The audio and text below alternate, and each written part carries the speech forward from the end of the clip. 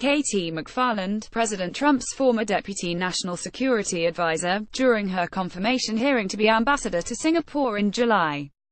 Gabriella Demchuk for The New York Times, Washington. An email sent during the transition by President Trump's former deputy national security advisor, Katie McFarland, appears to contradict the testimony she gave to Congress over the summer about contacts between the Russian ambassador and Mr. Trump's former national security advisor, Michael T. Flynn. MSMC Farland had told lawmakers that she did not discuss or know anything about interactions between Sergei Kislyak, who had been Moscow's ambassador to the United States, and Mr. Flynn, according to Senate documents. But emails obtained by The New York Times appear to undermine those statements.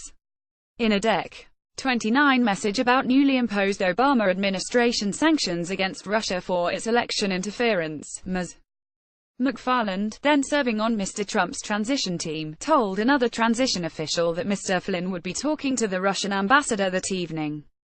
The discrepancy is likely to add to mounting troubles for the White House that stem from Mr. Flynn's interactions with Russian officials. He pleaded guilty on Friday to lying to FBI agents about his discussions with Mr. Kislyak about the sanctions. Repeated attempts to reach Ms.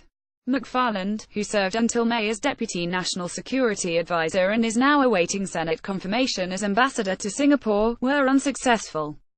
As part of the confirmation process, Ms. McFarland testified before the Senate Foreign Relations Committee in July. After the hearing, Senator Cory Booker, Democrat of New Jersey, asked her in writing, "Did you ever discuss any of General Flynn's contacts with Russian Ambassador Sergei Kislyak directly with General Flynn? I am not aware of any of the issues or events as described above," Ms. McFarland replied. Mr. Booker said in a statement on Monday that the newly surfaced emails were disconcerting. Recent developments suggest that Ms.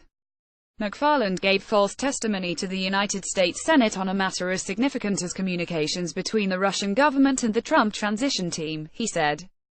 If this is the case, this is an alarming development, and another example of a pattern of deception on the part of Trump's closest associates regarding their connections and communications to Russian government officials.